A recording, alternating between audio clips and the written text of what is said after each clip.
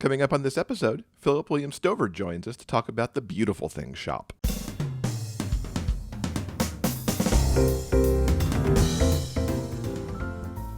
Welcome to episode 293 of the Big Gay Fiction Podcast, the show for avid readers and passionate fans of gay romance fiction. I'm Will Canals, and with me, as always, is my co-host and husband, Mr. Jeff Adams. Hello, everybody. Hello once again, Rainbow Romance readers. We are so glad that you could join us for another episode of the show.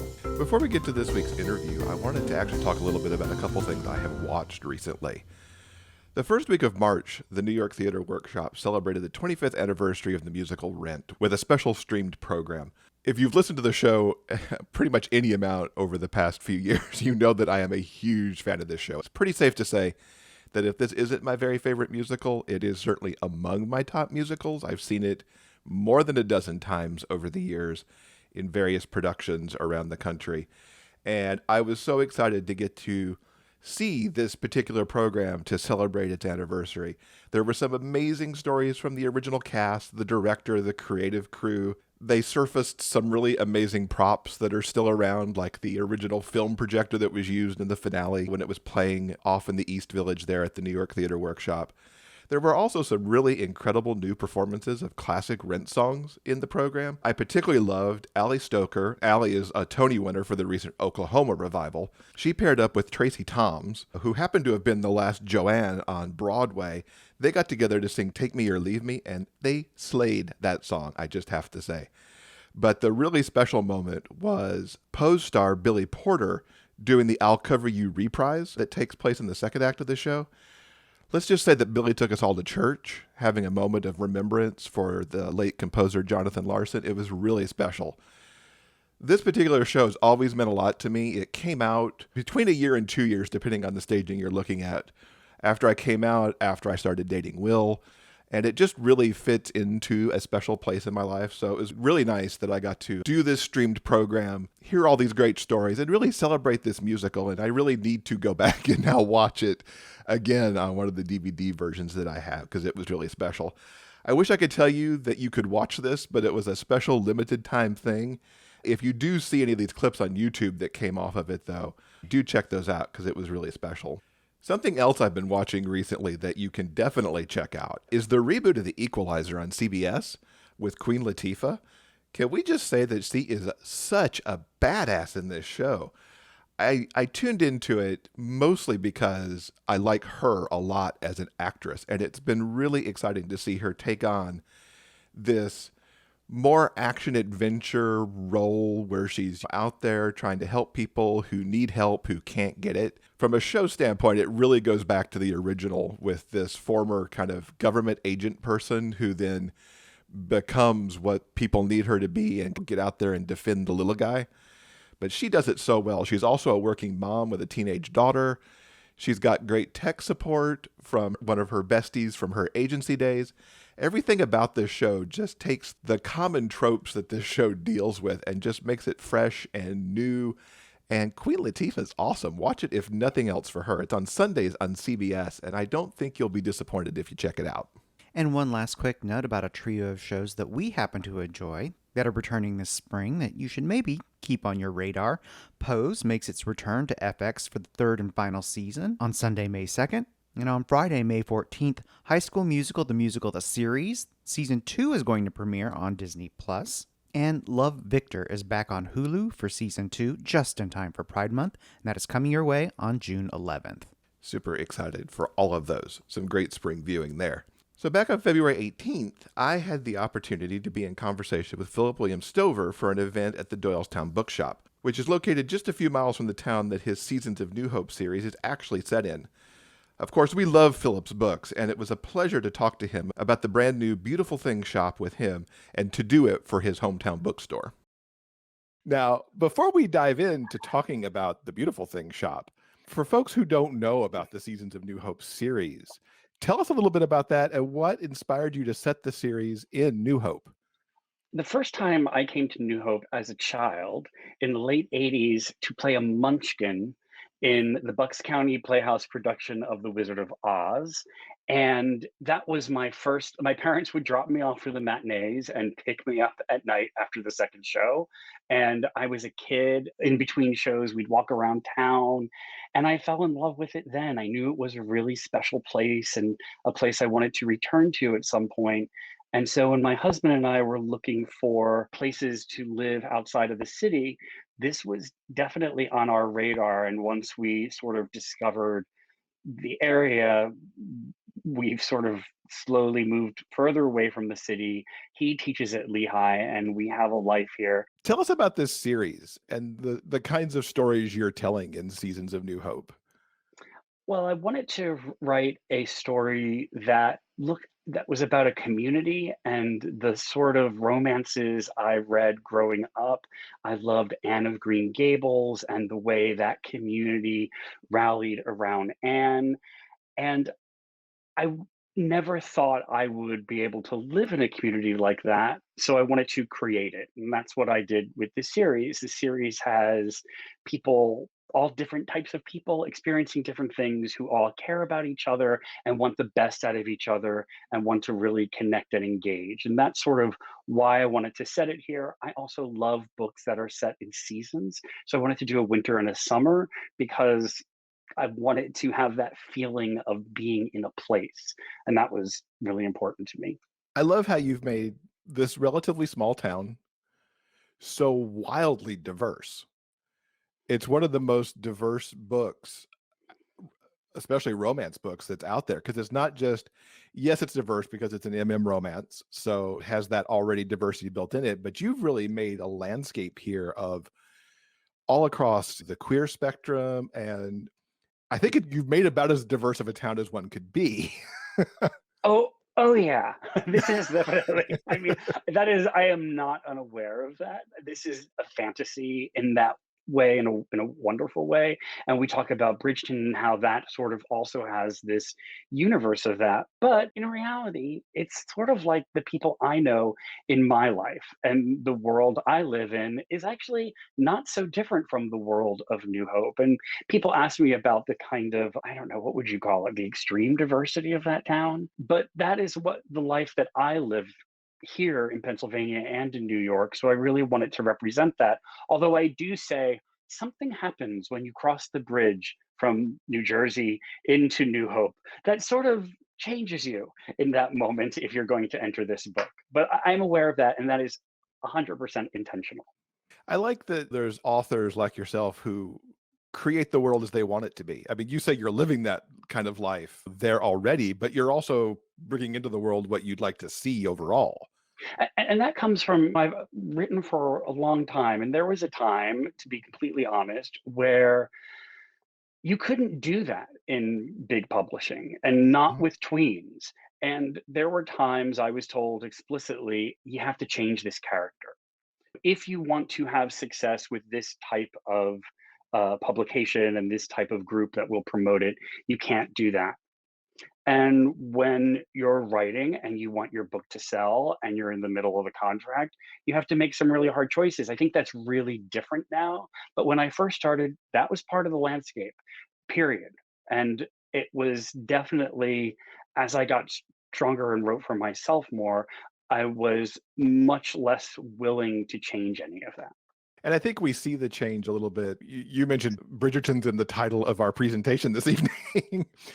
Uh, Certainly, when Bridgerton came to Netflix, we saw an expansion of what was there already, and bringing on so many people of color and tweaking the landscape, the people, the colors, and everything else to make it a story of now almost, even though it's set hundreds of years in the past.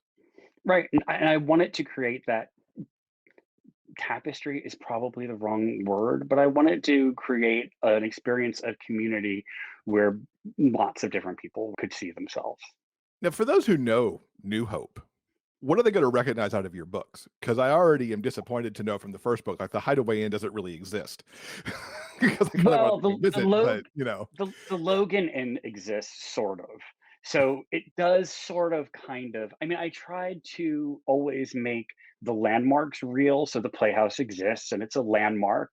Like if you were going to write about New York City, you might not change the name of the Empire State Building. Like it would probably still be the Empire State Building, but you might change the name of the coffee shop on the corner or something like that. And that's sort of the way I look at it. The bridges the same, and there are some moments like the Quack Shack. If anybody's from New Hope, they know there's a Quack Shack, which is where you can go to get food to feed the geese. And I hate all forms of swans and geese. I think they are horrible creatures. And I'm terrified of swans. And I wrote a scene in the Hideaway Inn where there's this real asshole of a swan. It's a goose, but they're same idea. So those are real things. And there are bad swans in the world. So that's real too. There are bad I mean, swans. if there are good swans, please let me know. Show me a swan. Show me one nice swan, and I will change my mind about them. If anybody who's watching has one of those swans, do let If you us have a know in the nice swan, comments. let me know. Here's your chance. Tell us about the Beautiful Things Shoppe, this brand new book that you've got, second in the series and set in winter. Winter. I really wanted to write a winter romance, and I didn't want it to be centered around a holiday. I wanted it to be all-purpose winter, I guess. So I moved it to January, so it really has snow and sledding and hot chocolate and all the types of wintry things that we love here. And it's about two guys who have to share an antique shop. One is into retro, vintage toys and lunchboxes and the Muppets and Smurfs and all of that type of stuff. And the other is a very serious 19th century connoisseur. And it's about their clashing aesthetics, but it's also about, if you're from New Hope, this part of the book is a real place. There is a bank that is a mid century bank, and it is connected to a 19th century building. I would go to New Hope and we'd walk around and I'd always think that's such an odd couple, those two buildings together. This 19th century bank and this mid-century bank with a drive-through is right next to it. It's this really weird thing. And that's actually what I started thinking about, how those buildings are tied together. And that becomes a plot point in the book. Anyone who's from the area knows there is a big controversy right now about a parking deck being built in New Hope. And there's lots of conversations and debate about it. I did not know that, but if you're listening and there's a way I can capitalize on that with this book, I would love to know. Yeah, and it's interesting, like ripped from the headlines, except you didn't even know that was happening when you did it, which is kind of No. awesome. I really love Danny and Prescott in this book because not only do they sell very different things in the shop, they're about as opposite can get in terms of one's very easygoing, one is very uptight and very proper. How did you construct these characters? Where did Danny and Prescott come from for you? We have a very big mirror in our living room, and I looked in it to see my relationship with my husband, who would live in a stainless steel sink if he could, and just wipe everything out at the end of the day. And I would like the entire house covered in cabbage roses, silk cabbage roses everywhere. So we are opposites like that. We often introduce ourselves as he is the nice one and I am the fun one. And people laugh at first and then they say, hey, you know what? That's pretty accurate. So we are real opposites, but we came together and over 20 years, our styles actually have merged and we have found a way. But I think this idea of, I love opposites attract because you think the thing you don't like is really the thing you kind of like. And that's what I wanted to write about. One of my favorite things you do in the story is, I mean, definitely at the beginning, they're both very much at odds with each other about how the store will be run and how things are going to work. And then there's that very slow transition of, I'm standing my ground here because I'm supposed to, but I kind of don't want to because I kind of like him. Were those fun scenes to write? That gentle pulling back? No, and I'll tell you why. As a writer, you know this because you have to really make sure that line is you have to be very careful with that line, especially in romance, which is a very specific genre. And if the character goes too far over one way, it can be a mess. So that part's really hard. That said, it's really fun to write characters who kind of hold their ground and stick to it, but then also feel like maybe I shouldn't have done that. Because I feel that way all the time, where I'll get into an argument with others and be like, how could you possibly do that? And then I think, oh, well, that makes sense. But I'm not going to let him know that because that's not marriage. Yeah. So I built on that.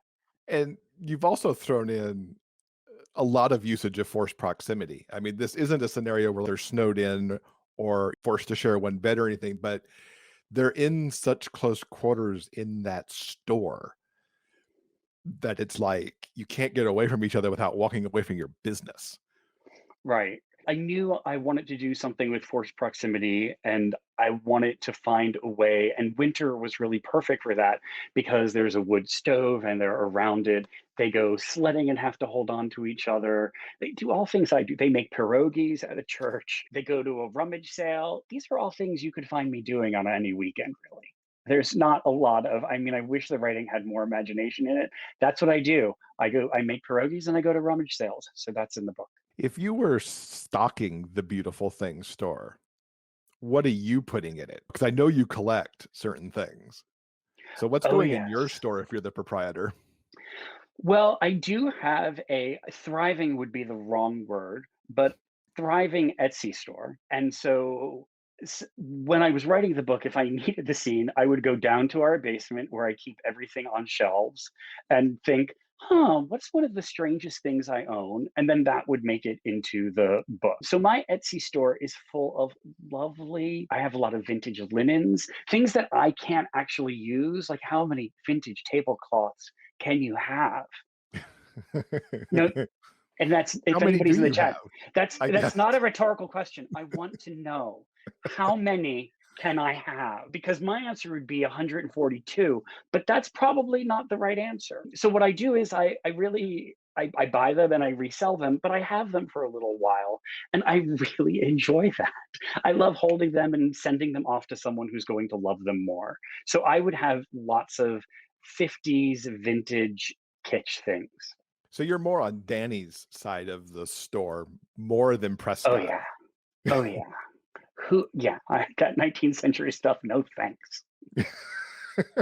Did you have to research to figure out what was on his side of the store? Or did you just go Oh to New Hope and yeah. see some of the antique stores there? I had to research when the 19th century started. I mean, all it was, I had to pick ideas from it. I know many historians at a university where I work, and so I was able to ask people some questions and things, and I was able to go to a lot of online auction sites and high end. We happen to live in Manhattan near an auction house that I could walk by all the time, and that was very inspiring. And I learned a lot about 19th century antiques, and I know a lot of people who take that type of thing very, very seriously. And that's not how I think about my collectibles. I really think of them as fun. And like if they're broken, I don't care. Like if it's missing something, that's fine by me. But so I wanted to think about that contrast too, about how people treat their collections differently. Like, for Mhm. example, my husband is the director of a museum, and his relationship to objects is completely different than my relationship to objects. He treats them with a different type of respect than I treat mine. Now, Prescott and Danny both have the thing that is prized for them in this book, which just all the more sets up what their personalities are like. What's your prized possession in your collection? Well, I'm going to contradict everything I said about the 19th century because my favorite object is a 19th century lamp. It's called a slag lamp, which was a British lamp that looks kind of marbleized, almost stained glass. And they created these silhouettes, these scenes in it, and the glass goes against it. So it looks like a sunset or a farm, these very beautiful things. You've seen them. And this is my prized possession because I got it super cheap. They put it in the window of the thrift shop on 3rd Avenue and 23rd Street as I was walking by. And as I'm walking by, I see her put it in the window, and I'm late for class, and I don't care. I walk in and I buy this lamp, and it's like probably a $500 lamp I get for 70 bucks. I buy the lamp, I bring it home. Till this day, I have not taken the price tag off the lamp. because when people come over, they say, "Oh, that's a nice lamp." And I take the price tag out and I say, "Look how much I paid for this lamp." So that is what is my favorite object. And it's not just that it's beautiful, it's that I got it at such a good price and I will never take that price tag off. That's one of the things for people who go and look for this kind of thing. It's about getting that steal. And it sounds like you definitely got a steal there. Yeah. Now you just need to put Smurfs on it. Oh, I've had my share of Smurfs. Believe me, that is all based on real life. I collected Smurfs as a child. And they went everywhere. And I loved how they meandered around the store to different places. They are everywhere, as they were when I was a child growing up. They kind of found their way all over the house, much to my mother's chagrin. As you were writing Prescott and Danny, do you have a favorite scene that was your favorite or was like the most fun to write for you? I like to write friendships. I like to write scenes where the friend sort of, and if there are any friends here, they'll I'll just say I like to write scenes where the friend is able to see the other person more than they can see themselves. And reflecting that back to the friend helps them understand themselves or get through a problem. Like I love to write those scenes, and Arthur does that with both Danny and Prescott. He Hmm. sort of is able to see beyond what they can see and what they're where they're stuck and where they're limited, and he does it in this incredibly, I think, loving and generous way of not telling them, "Oh, you're so wrong, you don't understand anything," but telling them, "You look, keep looking, see more, go deeper, understand more." And that's, I love to write those scenes are fun. Hmm. And you could tell that you have a good time with him because Arthur is certainly one of the more forward facing of those characters in this book. But the entire town who embrace Prescott and Danny gently move them in the right direction without beating them over the head about you should go do this thing. And I wanted to write the community as a character. You know, I won't give away the ending of this book, but that last scene where the community is chanting for them is really the book I wanted to write. Like that was always in my head. And it's one of the things that I love about your brand of small town romance. It's the community is strong, the community is vibrant. There are so many elements to it. You don't go surface level on any of it. Well, I really wanted to write small town romances. I've written books that take place in the city where I'm living, and I really, in the Hideaway Inn, there is a scene that takes place at the Tinicum Arts Festival, which is on the 4th of July in the book, but here it's after the 4th of July. And this is a festival I've gone to my with my husband for years, and it's really lovely and very beautiful. And I remember I grew up going to these things with my parents. And I remember being a gay kid and thinking, "Oh, I love this so much. One day I'll have to leave it. One Mm, day there won't be a place for me here." And I wanted it. Like I wanted to go to like county fairs and things, but I knew I felt that if I wanted to be gay and be in the world and find love and have a career, it couldn't happen here because I was gay and probably for other reasons. And that was I always missed that part of my life. So when I was able to return, and in that book, the character does return and looks at the small town and thinks, maybe things have changed. Like maybe the frame for what we think of as a small town has shifted just a little bit. And that's what I think about with Bridgerton and these changes, like the places where I thought I was excluded. Maybe there's a place again. I'm not sure, but I wanted to write about the reconciliation of that, of like what it means to return to that in ways that you never thought you could growing up. mhm. And that's really effective with Vince in the Hideaway Inn because there's not just his journey to finding his happily ever with Tack, but it's really becoming more himself and coming and finding the happily ever after with the town Right. again, Yeah. essentially. And finding a way back to that, and also finding, I like to write about gay characters who struggle with finding their place in the world and finding a place with themselves. And Danny has this also. He's I don't know if I can say this because I wrote it, but I think he's funny. So He he is. talks about being funny as a way of protecting himself from the world, Hmm. but also how when you do that for a long time in your life, it no longer becomes a choice. It's just how you are in the world. And I want to write about characters who sort of begin to question that. Like, is this how I am because I want to be this way? Or is this how I've been in the world because I'm protecting myself? And Vince in the Hideaway Inn is really struggling with that.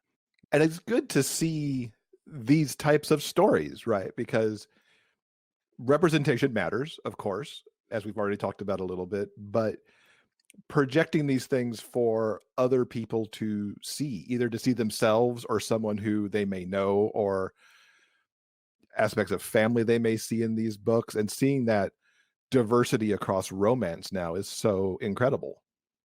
Right. So much of that is changing. And also, there's diversity and there's own voices. And those are paths in the wood that sometimes diverge and sometimes don't. And sometimes they are helping each other and sometimes they're going in opposite directions, it seems, but they are sisters. And we're still navigating and figuring that out. But I really wanted to write stories about authentic gay male experiences that I know of. So in the Beautiful Things Shop, Prescott, who's the 19th century connoisseur, talks about expertise and how expertise is something that gave him power and made him feel safe. I have a beloved friend who's also a first reader. At one point, she was reading some of the romances and said, "Ugh, all your characters want the same thing. They always want to be safe." And I was like, "Oh, yeah, that's a thing for like, as a gay guy growing up, like, that's a big thing, because if you're not safe, you don't feel like you can do the next thing." So my characters are always finding ways to be safe. For me, that's an authentic part of coming into my own. And the feeling, the need to be safe, I think we see that through so many aspects of society these days. The need to be safe and also to be seen. Yeah, to be, and the tension between being safe and being seen for, and that's what happens in these books. For me as a child, being safe meant not being seen or controlling how I was seen by being seen as funny or something. Mhm. But being so then you move to being an adult, and being seen and being safe at the same time is sort of the goal. And sometimes I get there and sometimes I don't. Exactly. Yeah. We've got a question from one of our viewers. Can you talk about Jules and the Hideaway Inn because they love them so much?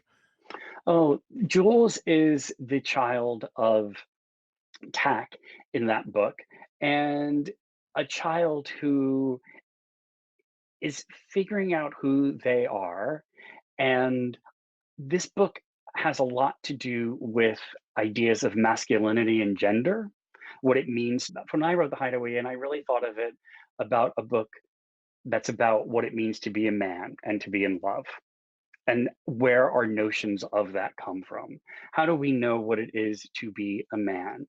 And how do gay men know what it is to be a man? Because we live in a culture of gay men that can be hypersexualized, that can be hyper masculinized, and finding our way through that is hard. And Jules is a child who is figuring out their gender identity, but doing it on their own terms without any of the hangups that the adult characters have.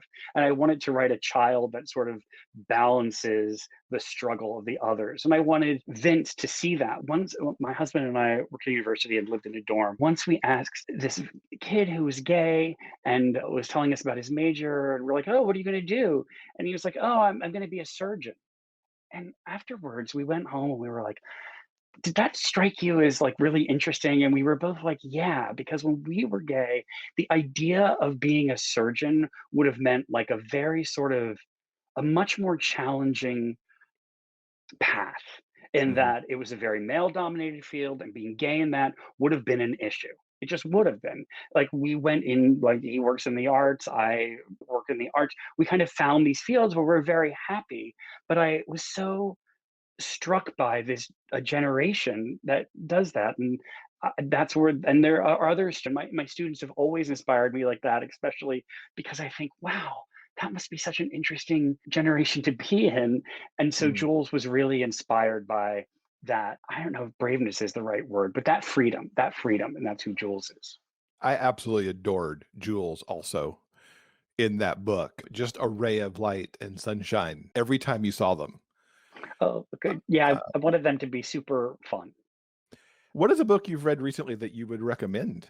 I read two great books. As Far as You'll Take Me. Do you know this book? I don't know that book. Phil Stamper. I love that. It's about a gay kid who goes to London and it deals with music. I know nothing about music. Like, I can't hear any notes. I can't sing or really play anything. But this book is about being in a very sort of high level orchestra and about his relationships and romances. And I just read the Aiden series in Blake Allwood's books that are really, really great. So I love all of those. That's Oh, and Kathie Lee Gifford has a new memoir, which I also loved, but that's different. that's a relevant book that you can share that you've enjoyed recently. I grew up watching Kathie Lee on TV. I'm sorry. I'm not going to be sorry for still being interested in her. So, Yeah. yes. As we wrap up here, how can people keep up with you online? Well, I'm mostly on Instagram at Philip William Stover, and I post lots of pictures of my dog and lots of pictures of Bucks County because that's where I am all the time now. And we take a long hike every morning with the dog, and I snap photos there, and I also share upcoming things about my books. This episode's transcript has been brought to you by our community on Patreon. If you'd like to read the author interview for yourself, simply head on over to the show notes page for this episode at biggayfictionpodcast.com. And don't forget, the show notes page also has links to everything that we've talked about in this episode. And thanks to Philip and the Doylestown Bookshop for inviting me to take part in that event. In the show notes, you'll find links so that if you want Philip's books in paperback, you can pick them up from Doylestown Books. In addition, Doylestown Books is one of the bookstores that you can support if you use Libro.fm for audiobooks. And we'll have links so you can get the audiobooks from Libro.fm and support Doylestown Books at the same time. And of course, you can also take advantage of the special offer we have with Libro.fm, where listeners of the Big Gay Fiction podcast can get a 2-month audiobook membership for the price of one. And you can get the details for that by going to biggayfictionpodcast.com/LibroFM. All right, I think that'll do it for now. Coming up on Monday in episode 294, we're going to have a show full of reviews of what Jeff and I have been reading recently. So many books. We have really been on a book binge, it feels like, the last few weeks, so we've got a lot of stuff to talk about. Thank you so much for listening. Until next time, please stay strong, be safe, and above all else, keep turning those pages and keep reading. Big Gay Fiction Podcast is part of the Frolic Podcast Network. You can find more shows you'll love at frolic.media/podcasts. Our original theme music is composed by Daryl Banner.